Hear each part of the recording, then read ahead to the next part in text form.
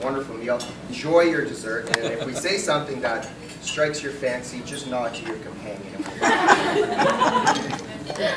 We want to thank Kevin and Michelle for giving us the honor of hosting them tonight.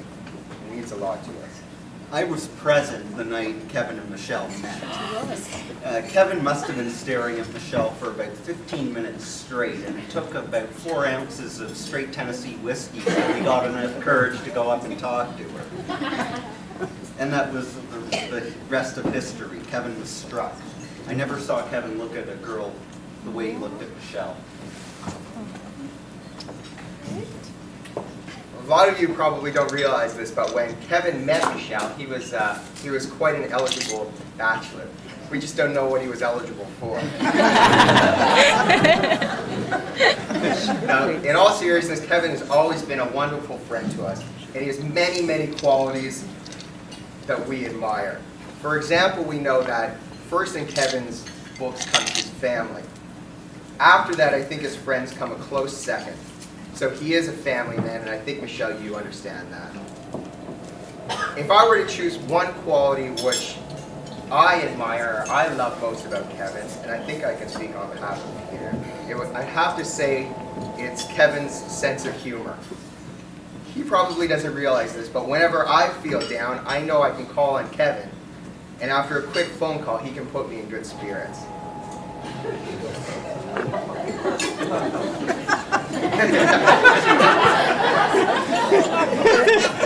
Your friends. I know Kevin has been dreaming about this day for a long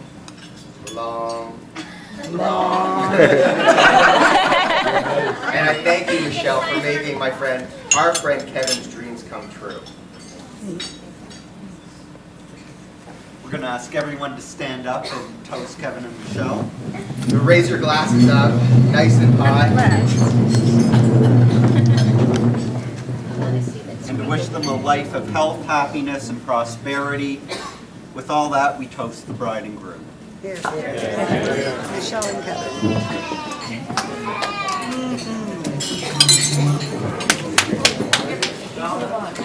Can't hear you. Thank you.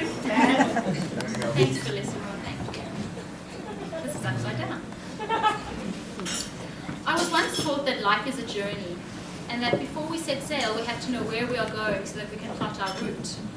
Without knowing our destination, we do not know how we will get there, or estimate a time of arrival. Better. Kevin and I began our journeys from very different departure points. 6.5 years ago, my family left South Africa and came to live in Canada. I did not know my destination. All I knew was that I was leaving the only home that I had ever known. I feel as though I have led an early Cape Town life and then later a Toronto life. The two have been so separate, and today I'm surrounded by special people from both of those lives, and it's a coming together on the most special day of my life. Norman and Vivian Magaziner, I'm honored by your presence. You have loved me and encouraged me as much as you have your own children, and I've literally grown up in your Campsfair home. But you welcome me with generosity and warmth wherever you've been in the world, and I thank you so much for being here with us today.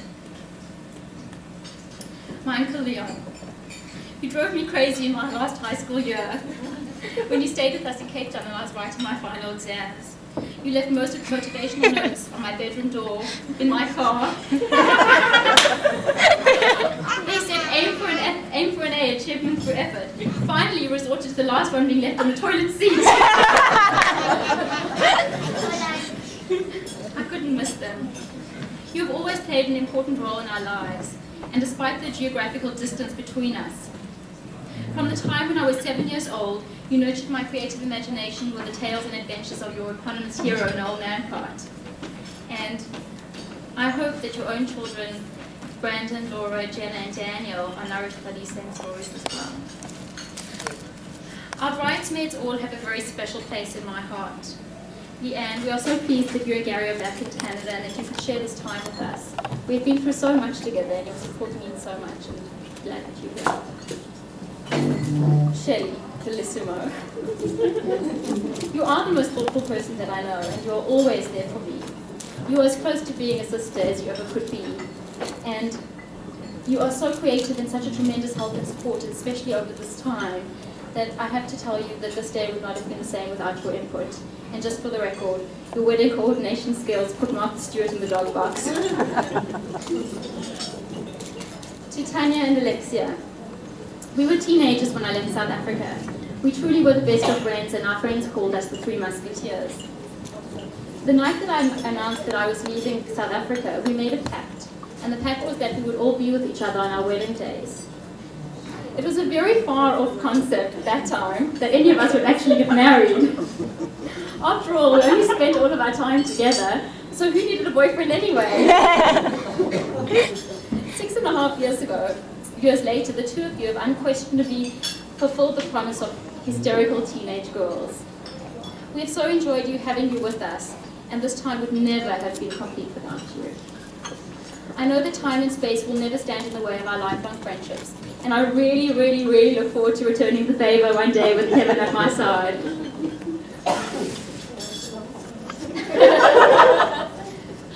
Hopefully not. Laura and Jenna, thank you for being our beautiful bridesmaids and flower girls. You are both special girls and emanate the warmth and dignity of both of your parents. Our grandmother would have been very proud of you and your brothers, and I know that she's with us today. Jordana, you are a beautiful, beautiful flower girl. And your beautiful, wonderful charm and your brilliant energy has made it really special having you part of our wedding party. We will never forget the special way that you threw those rose petals when you walked down the aisle, and the way that you practiced on Thursday with the dry leaves that were lying on the floor. My sisters, Jane and Shannon, you're both far more than sisters. And while I am the eldest, there is so much that I look up to in the two of you. Anyone who knows Jane knows her as a vivacious and exuberant person. She is someone who people gravitate towards, especially guys.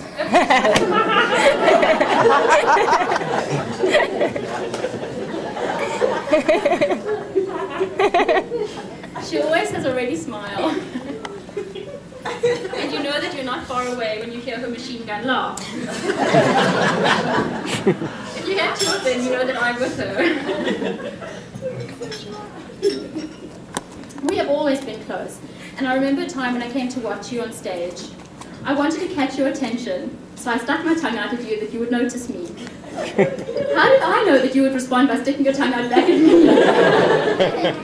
And the next day, everyone at school asked me why my sister was sticking her tongue out in the school play.